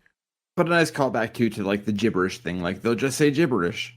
So he's going, I'd help with the mortgage payments and my share of the household expenses. And again, you just get them with the gibberish. And then he goes, although I can't leave my house, my things are here and the garden's here. So thanks for the offer, but I don't think I'm going to come and live with you. And now all of a sudden Bonnie goes, oh, are you sure, Ed? Because we have the extra room. So they go from not being able to get a sentence out to her being able to articulate as soon as he retracts the offer. I wish he called her on. I'm like, all right, if you really want me. And like they went back and forth. Because I think this whole thing too was him I don't think he ever had intention to move in. No, it was a test. He was testing to see if Henry was right. But also I feel like Will Sasso should have been like, hey, we're the condo kings, right? Like we clearly own a condo that's like a 1 level, no stairs, 1 bedroom condo. We'll move you into that. Like that's the move. Yeah, but we don't. That but we're trying the purpose. We're trying to see. Like he doesn't actually need a place to live. He's just trying to see if his son would actually take him in. But like that's eventually the fear, but like the realization, right? Like I live in a house with a lot of stairs. I know that someday I'll have to leave this house or move everything downstairs, right? Like if your whole character is that you own all these condos, like you don't have a condo you can put him in that's smaller and more manageable and then check on him every day. How do you justify that though? How do you justify moving him into a condo when you have a spare room? Well, if it's not a huge financial burden for you and you can afford it and give him a better situation. So he's in a better situation. You guys aren't really struggling because of it. Yeah, I mean, it works. Got nothing on the Carpet King though. Maybe he wants to maintain his independence. But that's how you move. That's how you do that, though, is you move someone to their own place by themselves, but it's not the danger of like stairs and stuff. Yep. Yeah. And again, in this case, he doesn't actually want to move. He was just testing his son anyway. Right. But like that's a conversation that's going to have to actually happen eventually. Right. Like, I don't know what William Shatner is doing these days. He's like 90. I imagine he's not doing a lot of stairs. You know what I mean? Like, that's just how we all age. You get the stair thing. To be fair, he does get beamed up. Yeah, or he can get beamed up. So now we cut to a little bit later and Ed's at the RMV to do like his retest. And the RMV employee is played by Tim Bagley, who we've seen. I love Tim Bagley. Yeah, he's always super funny. Superstar. I'm so mad we can't cover somebody somewhere. I bring it up all the time because it's so good, but it's like just a bit too much of a drama, but he's fucking amazing in that. Yeah, he was an employee of the month. He was like the store manager. When we did Mr. Robinson, he was the superintendent. Oh, employee of the month. Yeah, I said superstore thinking of that. yeah, employee of the month. So they're going over the test, and you see like the classic eye test. You know what I mean? With the letters is behind the counter. The RMV guy's asking Ed like, "Hey, can you tell me the top image?" My favorite line of the whole show. 2 squirrels fornicating. He's like, "What the hell does it look like? It's a giant E." He's like, and then the line below that, he's like, "Why do I have to keep identifying letters? I've been driving for 60 years and I've never been rear-ended by a gigantic E." Clearly, you've never driven down Sesame Street. Yeah, which I fucking love so much because I've had to watch so much Sesame Street lately. That's the best line in the whole show. It's so clever. You get like the flash forward to now that he's done with the test and it's being graded by the same guy. He's like, "Oh, would you look at that? You failed by 1 teeny tiny point. What a shame. I guess we won't be seeing your pleasant face for another 5 years." He's like, "I failed?" It's like, "Yeah, maybe you can get one of those motorized scooters that my morbidly obese aunt uses." And then he goes, "You can't fail me. I got to be able to drive." He's like, "No, I can't. It's kind of my job. But I'm sure you're surrounded by people that love you, who are dying to drive you wherever you need to go. Given that you're such a delight." He's like, "I don't have any people." This is when you get William Shatner's version of the Tim Allen scene from Shifting Gears. But it's not the same because it's not as well executed. I thought this was really well executed, actually. from an acting standpoint, it was executed just fine. I'm saying from a writing standpoint, sure, and this isn't as heartfelt as like losing your wife, but yeah. Ugly, shoehorned in. Dead wife doesn't equal losing license. Yeah, right. Yeah, a good comedic actor, but also a good actor, so makes this work. So he's like, "Come on, I'm sure you have someone." He's like, "No." He's like, "I've really screwed up." And he's like, "It's just a driving test." He's like, "I'm not talking about the driving test." He's like, "I'm sorry I was rude to you. You didn't deserve it. You were just doing your job. You seem like a perfectly nice homosexual." And then there's that pause, and he just goes, "I'd like to think I am." Because like naturally, yeah, your brain is going like, you can't just assume this guy's gay, but he was right in his assumption. And it was again like a time where the third time somehow where they kind of make a gay joke without being mean about it. I don't know how they managed to do this so many times, but they did it. He's like, I'll let you get on with your job. And that's when Tim Bagley's character's like, "Wait, you don't have any family? Like no kids?" He's like, "Yeah, but I screwed that up too." He's like, "Wait." He's like, "I can't believe I'm doing this."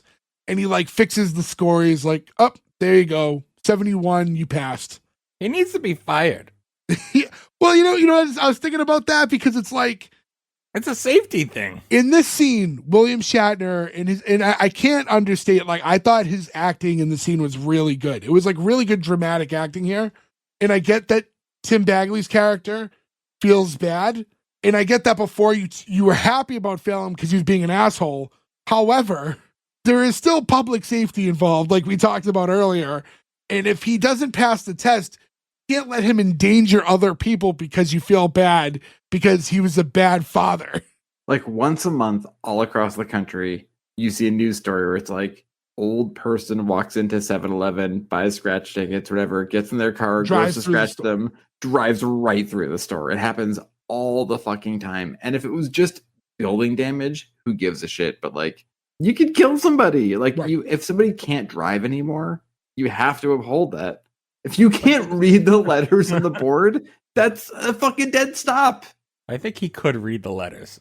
Maybe he just did bad on the written test. And furthermore, how does that story win you over? I know it's sad. He's a sad old man. Because he can relate to it. He got into the same thing. He was like, "Yeah, my dad was the same way," which was like literally like one line. But that's how it gets tied. Yeah, he's like, such an asshole that he drove his family away. That's not like a redeeming thing. No, but he sees that he regrets it because here's when Tim Bagley's character is saying, "My dad screwed up with me, but you know what happened? He fixed it." And that's the thing, no matter how old your kids get, it's never too late to be a dad. So he's sympathizing because he has a bad relationship with his dad that got fixed. And he sees that this guy regrets having a bad relationship with his kids and it has the potential to want to change it. So that's where the sympathy's coming from because he sees that it could be fixed. That's why you don't give him his license. So he has to bond with his kids via driving. I mean, that he could have said like, "Hey, listen, I'm not supposed to do this, but I could put you on a 1-year probation and you're eligible next year instead of the 5. And then now it's just other that ways. Henry has to drive him for a year or something. You know what I mean? I would have went with he ripped up the ticket, the test. You were never here. Go home and study. Or something like that. Study with your son. Yeah, could have did that too. But he didn't. And he passed them and he goes, "You know what? This means a lot to me." He's like, I want to give you this. And it was like a pin or something he had on him. He's like, "This means a great deal to me. They gave it to me in Nam for sewing a guy's sack back on." What a weird thing to say. The old bronze nutsack pin, yeah. That's a weird thing being a doctor, though, you don't think about, but like you're in the ER and like you last night, like stab wound, fucking, overdose, some guy's nutsack was off, I had to sew it back on. Like that's a thing you need to know how to do. Being a real doctor is a crazy job. Like that can't phase you if you're like, "I had to sew a guy's nuts back on." That's just Tuesday. He's an army doctor. It's mainly just stop the bleeding. Well, no, he's not like a corpsman in the field. He's like once they get back from the field, he's the guy. I thought he was like a doctor in Nam. Yeah, but like he's like the MASH doctors who. So he's not like a field medic. Right. No. Okay. Because he said he was a Navy surgeon. His surgeons aren't in the field like that. Yeah, I imagine his job wasn't the like opening Omaha Beach scene of just shooting dudes full of fucking morphine to be like, you can't feel that you're dying, right? Which is so sad. Instead, he's just sewing up nut sacks on a bunch of semen. With Alan Alda being like, I gotta sew this nutsack back on. Like deleted scenes from MASH. Which we'll never see because I shut it off. What happened to your mashed potatoes? So now we cut to later on. Ed's back home. He's sitting on the couch when Henry walks in. He's like, Henry, he's like, you want to come sit down and have a bowl of grape nuts? Like, I got a gift for you. He's like, no, I don't want anything. I just came by to get my stuff. I'm leaving. My buddy's going to let me crash on his couch. And they do this joke like a few times where it's just like the one word each. It's like, where? LA? When? Now? Yeah, why? wasn't Because. funny. It goes on. Wait, it's a fucking like we are in 20 whatever. Like you just can't do Who's on First that much and have it work anymore. Like it's over. Also, did Grape Nuts sponsor this episode? Because he says it like 4 times at this part. They were just like, what's an old guy cereal? It's something. That's a cereal I think you'd like, Jay. No, it's got too much stuff. I like a plain cereal. Grape Nuts has too much. He kept bringing it up to the point that I thought he was going to have like a large stack of cash hidden in the Grape Nuts box or something like that. Nope. Like there's always money in the banana stand. Yeah. Scenario. It's better than him giving him a bowl of D's nuts. It took way too long for it to hit you. Way too long. Don't just give him that. It fit. Here's what it did fit. I'll give you that. I'll give you that it fit where you used it. What I don't get is you, and I mean this with all the love, you are a one-trick pony with your humor. These nuts is one of like 2 jokes you use. And we had to say grape nuts 70 times before you thought to use your D's nuts joke. Called comedic timing, Jay. Don't worry, Jay. When he edits this episode, it'll be instant. Yeah. There'll also be like crowd applause somehow. Like, oh, we were recording it live in a comedy club. You know what? Now I am going to add that in. Whoa. So they go over all this stuff and he's telling him he's going to LA. And he's like, well, you might want to stick around. You might like what I got you. He's like, you don't get it. This isn't happening. This was a bad idea for me to come here. I was looking for something that doesn't exist. So now I'm leaving. You came for money. Yeah. Again, can we stop pretending that you came to like strengthen your relationship with your dad? You admit in the episode that is not the reason you showed up. Now, you may have shifted once you got there and thought maybe it would be nice to develop it, but let's stop pretending that you came for your relationship with your dad. That's not why you came. And it pisses me off every time he like leaves on like, oh, woe is me. Like, I just wanted my dad to love me. It's like, no, you just came for money. That's it. You hadn't seen him in 2 years. He showed, I could see that working if they had some kind of common interest that started, oh, you like this. Oh, I didn't know you like fighting squirrels or whatever.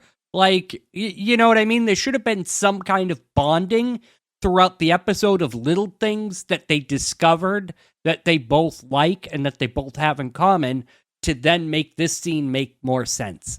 See, the way I would have done it is I would have had him come for the money and then see his relationship with his brother and then want that. Yeah. It's as simple as that. Yeah, get the family together. Like we breached the, whatever problem we had between the different moms. Also, how close is he with Vince? They never really talk much about that. Like, do they have any relationship? I don't think they're super close. I think they get along. They're not on bad terms, but I don't think. I gather that they've talked in the past 2 years versus him and the dad. So now he's like, you know what? All right, if you're gonna leave. And for the record, I never got you a gift. Like, I never asked for one. Like, well, I didn't get you one. And that's when we start hearing some knocking on the door. He's like, Henry's saying, are you gonna get it? Get what? Someone at the door. I didn't hear anything. Doorbell goes off. He goes, and I didn't hear that either. I will say this joke sucks, but Shatner is good at delivering it. Yeah. He's like, why aren't you answering the door? Which door? And then you hear more knocking, and finally Henry's like, fine, I'll get the door. Also, screw these delivery guys. They're very impatient. Yes, they are. So he opens the door. It's delivery guys, and they have a mattress. And you just hear Ed go, wrong house. Doesn't Ed Goodson live here? Oh, it's a common name. Edison Milford Goodson III? A somewhat common name. Also, like we talked about how good son feels a bit on the nose. And stupid. Oh, yeah. That's like 2 weeks in a row with the bad names. I don't remember what it was last Rich Man. week, but those Rich Rich Man. Man, yeah. Like, he could just be fucking Smith. Like, don't fucking be cheeky on this, Yeah. you know? Could have been Pettywicker. Yep, that's also a name. Pettywick. I think that's a Dutch name, right, Gordo? I don't know. I just made it up. See? Oh, really? You just made that up? That sounded so real. I thought you had a name book in front of you. Yeah, Dingus Pennywicker the third. I like that he's the third. Somebody had that name and said, you know what I'm going to do? I'm going to name my kid that, and my kid will feel the same. Henry's going, Dad, was this the gift? No, they obviously made a mistake. Card says to Henry, enjoy this gift, Dad. Like, this is getting very eerie. I love that line. This is getting very eerie. And he goes, Dad, why'd you get me the bed? You were complaining about the bed, so I got you a bed. For what? To sleep. Where? Upstairs. They do that whole back and forth. I thought it worked at this point. I liked it here. I'm just gonna say he asked that question why he can't just appreciate the gesture. You can't read the moment, like Yep. My question was, is he going to lay the king-size mattress on top of the cot frame? well, you only see the mattress in the doorway. You don't know if the rest of the bed is There might be more. because they don't just say mattress, they do say bed. Like, Dad, is this your way of asking me to live here? Like, why would I want you to live here? You're a pain in the ass who only wants my money. You're like a Girl Scout with no cookies. Like, I'm going to get my stuff. And then when Henry goes to get his stuff upstairs, he goes, just the gesture. He's like, excuse me? It was just a gesture, the bed. Why does everything have to be said? It's also a very nice gesture. Right? Beds are expensive. I related to that, like, why does everything have to be said part? You know what I mean? Especially, like, when you look at, like, the generational part of it, too. Like, Henry so badly wants this, like, laid out from his dad, but he's showing him. You know what I mean? He's showing him, like, listen, I care. Thank you. I want you to be part of my life. I bought this bed so you can live here while you're dealing with your stuff. But he needs him to, like, lay it out for him. Like, he can't just accept it for what it is. An asshole. Henry says, well, take the bed to the delivery guys. And then there's, like, a moment where there's, like, this pause and they're just kind of looking at one another. Thanks his dad. Ed says, I'd wait to thank me until you see where I put the raccoon. I did not expect the raccoon to be like the continual joke of this episode. Because it's not funny. It's not very funny. The idea of it's funny, like them getting attacked by a raccoon, but we never see it, and it really bothers me. So we cut to the final scene now, and it's like a flash forward of a little later. And Ed walks into the living room while Henry's holding the record. He's like, what the hell are you doing? He's like, come on, Dad. If I'm going to be living here, like, I'm going to be able to use the record player too. He's like, well, be gentle. Got a pair of boobs on one of your sweaty dates. I don't know what a sweaty date is. I feel like it was supposed to be sweaty boobs on one of your dates, and he fucked up the line, and they just left it in. I thought that was very weird way to put it. Yeah. So he plays the record. It's the same record from before. It's the It Had to Be You. And he goes like, remember this? And he's With that song, thinks of A League of Their Own, right? It had to be Yeah. you. You have to just immediately go there. Ain't I, Nelson? and he was like, come on, Dad, remember this? And he's like, spin, sway. Come on, Barb. Stay with me. And he's doing the classic Shatner impression that everybody does. And you get Ed doing that, kind of like the joke's a little fourth wall break. Why can't anyone do a good impression of me? Yeah. It's too much. I think this whole scene was too much. It should have ended before, but The mattress should have been the end, yeah. So now the two of them are slow dancing together. that's the thing. What about his character said he would dance with his son? Like, slow dance with his son. Nothing about this character that we met for the last 22 minutes told me that this would happen. Yeah, it seems a little out of place here. Like, I don't like. I think there wasn't. You could use another scene where they're bonding a little bit now that they live together, but this felt a little out of place. But they're slow dancing and they're talking as they're doing it, and it's like, yeah, I told you Vince wasn't going to let you live with him. He's like, don't criticize your brother. He does the best he can. He's like, yeah, that's all we can do, huh? The best we can. Like, not you. You can do better. There's still hope for you. It's a little too like. Okay. Yeah, a little like it doesn't fit with anything else that happened. And why does he have to take another shot at Vince? I agree. If you have the mattress come and they start slow dancing, he says, there's still hope for you, and you end it, it's a good ending. Yeah. The shot at Vince doesn't need to happen. The weird conversation, the fucking Shatner impression does not need to happen. Like, they could have shaved a minute off of this and made it a much leaner, better ending. And then here too, because there's the the last few seconds is first off, he dips Henry Was he gonna kiss as him? they're Like- dancing. And then you hear the knocking at the door. He goes, "Who is it? Girl Scouts, would you like some cookies?" And then Ed goes, "It's shotgun time." So now was so that he going to be drops his Henry and walks catchphrase? off. It fades out, and we're to assume the next thing that's going to happen is he's going to grab a gun and shoot a bunch of little girls. Honestly, if you have to have the dancing scene, I would have had to break it up. Right when he dips him, Vince walks in and sees him. It's like, oh, that's weird. Just something Yeah. like that, and then end it there. Or have him drop him. But it's shotgun time. It's so corny. Open the door, confused face from Will Sasso. Yeah, and then he drops him, and then it just fades out. But it's shotgun time. Like, okay, hold on. Honestly, I didn't hate it, and in the moment, I did think it was funny. Hey, listen, I So- hated come it. get our. And I hated Yeah, I that. thought it was a really weird last note. I hated thought that it was whole a- last scene. I really did. I just think the whole thing should have been. Should have ended on the mattress. Oh, I agree. I don't think the scene should have existed. But that was it. That's the conclusion of the episode. That's the end of shit my dad says.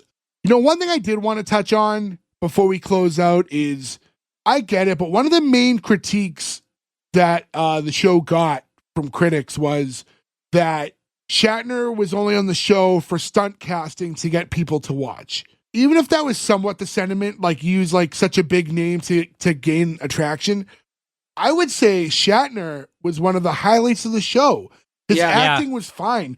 It's not like you took a big name who can't act just to get eyes on the show. Shatner did great, like in the role he had. I don't know. I think they were going for a more gruff version. For again, this could be blamed on direction and stuff like that. But I feel like it could also be blamed on Shatner for not being able to just like have the range to be the grumpy, gruff dick. You know what I mean? Like he just like it was more of a he was like more of like a caricature of what he was supposed to be instead. Yeah, but I think like I don't think it was that much of him. I think it was all the problem was with Henry's character. You're probably right. I'm just saying But Shatner also just worked with what he was given. He can only read the lines he's given. They didn't give him lines to be a dick. He's bouncing off a character where the motives don't match the actions. You know what I mean? So it doesn't it never makes sense. But like as far as his performance goes, for the critics to go like, oh, this is just stunt casting. It's like Shatner didn't drag the show down. If anything, he was like one of the few highlights. So, But I will say, I feel like everybody involved, I think, probably thought this was just a paycheck, right? And like probably got Maybe, like an but 18 episode order and knew they were just going to take it, do the money, do the best they could, but like didn't expect this to be like. I don't know. You never know though. It was based on a book, and that book was pretty popular from what I read. No, sir. It is not based on a book. The book is based on it. No, the book was written based on the Twitter, and then this is based on the book. I will still say this is a TV show based on a Twitter. But this is you getting instantly angry when you hear social media. This is Look, I have social media. I just don't think you should be able to write art based on social media. But this is being written, but this was still an X account or a Twitter account at the time by a man who was a comedy writer. Like that was what he does by trade regardless. He was sharing his life experiences on Twitter. Like he was living with his dad and just posting stuff his dad said.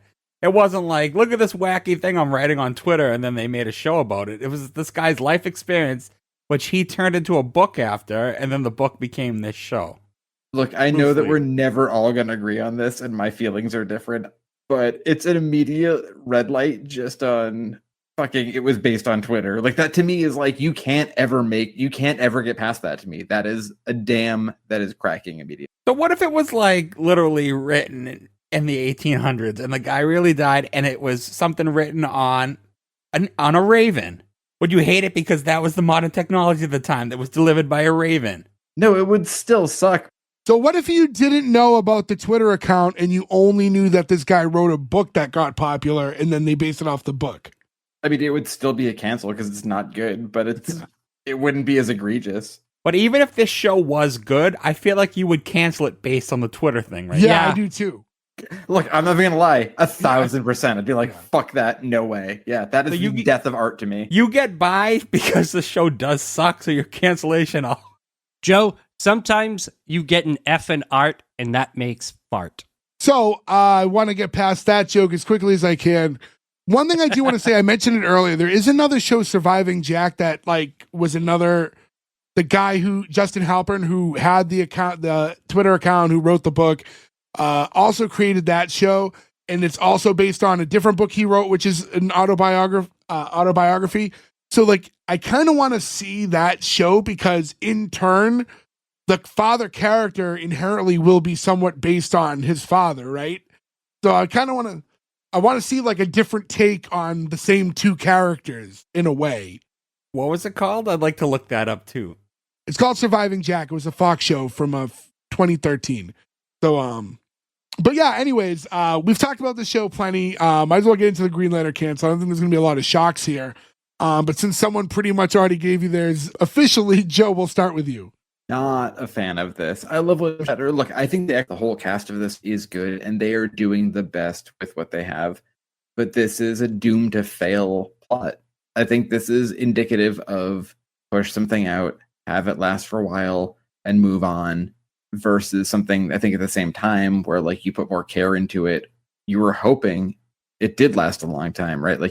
You think of similar time frames of The Office, Parks and Rec, 30 Rock, right? There were shows where they were we're gonna build out these big whole story arcs and make this work. I don't think this had the juice for that, and it's not anybody's fault. It's just a very limited premise, I think. And if I think about it now, I think 2.5 Men feels kind of similar to me, where it feels like that show almost shouldn't have lasted as long as it did. Which is crazy too, because it lasted through cast changes, major cast changes. I had some funny yucks at this. I think William Shatner was very good. He delivered what he did. I'm glad he was there for it. It's good to see people like that still working. I feel like we're gonna lose this as we get older, where there's I don't see Aziz Ansari being 85 years old being hey, I'm dead and it's time for me. I think that's going to go away. We're not going to have this space for old people. And that's a bummer because we're just getting fucking older every year. It's not a green light. It's a cancel for me. I watched it. Would I watch a second one? If it was on and the auto play happened, I'd probably not fight it as much, but I don't want to watch more of this. Ferg. Yeah, this is an easy cancel. I can't get behind the main character, and I can't greenlight a show that I can't get behind the main character. I hate him. He's such a dick. And William Shatner's supposed to be the dick. And it's just such a poorly written show where they just missed on almost everything. And I think every actor's great. I think Will Sasso, he's great. William Shatner, I think, knocked it out of the park. But he worked well with what he was given, but he was given shit. This should have been really easy. Everyone can relate to this. Everyone's got an estranged relative or from the next generation or knows someone that doesn't get along with their dad, and you should be able to relate to it. It should be easy. But no, they fucked it up somehow. I don't know how. Well, nothing worked on this show. This is one of my least favorite shows we've covered. I'm not saying it's one of the worst sitcoms we covered, but it's one of my least favorites. It was kind of short. And I clockwise, it felt like a 45-minute show, and it was 22 minutes long. So it is a hard cancel for me. So I'll jump in. So I do take exception to the idea of it being stunt casted, because again, like I said, I think William Shatner did a pretty good job. But yes, there's a big fundamental issue here in that the main character of Henry was written so poorly that it ruins the whole dynamic of the show. So for that alone, it's a cancel. I think this show had enough meat on the bone that it could have worked, but it didn't happen. Can't play the what if game on that because they were just so off the mark with the character. I don't like Henry's character. So I'm sorry, but yeah, it's a cancel for me. Nick. Yeah, I even said it at the top of the episode that I didn't mind the acting, but going through it, I actually did. I don't like a lot of the dialogue. It feels really forced, and I should say I don't blame the actors for it, I guess, because I do like them. I don't know. It's just such a meh show. It doesn't seem like they put a ton of work into it. They tried, like we talked about, they tried turning a gimmick into something like way more than what it was, and it didn't have the gas. Like there was never anything there, and they still tried, and it went the way it should have gone. It failed. It's just like a super, super easy green light. I'm sorry, super, super easy cancel. It's not good. It's just very boring, blah, and uninteresting. That's just not good. Cancel. Gordo. So the show wasn't good, but I enjoyed it. This show kind of flew by for me, and I am a little curious to see a second episode. It's not something I would seek out. I wouldn't be opposed to watching a second episode, and I'm kind of curious to see a second episode. So I'm going to be the one, lone green light here. I think William Shatner is the best part of this episode, and since he's going to be the focus of the episode, or he's the focus of the show, rather, I think it will be a fine sitcom. We've greenlit much worse sitcoms with much less better acted actors. So, I mean, I think William Shatner was hysterical, and I would tune in again just to see that. So, green light. Well, with all that being said, that's still only one green light. So sorry to ship. My dad says it's only 1 out of 5. So you're getting the cancel from us. I want to thank everyone who listened to this episode. Again, go to S1E1pod.com. That's where you can find all the links to our social media, where you can buy a t-shirt or something like that. Anywhere to follow us, follow our X account, and maybe you'll think it's funny, and then we'll go viral and get to create a TV show. And Joe will hate it. So, with that in mind, thanks again. Hit us up. Let us know shows you want us to cover. We'll talk to you again next week with a new episode. Until then, thank you. Goodbye. I think we got best Korean War veteran.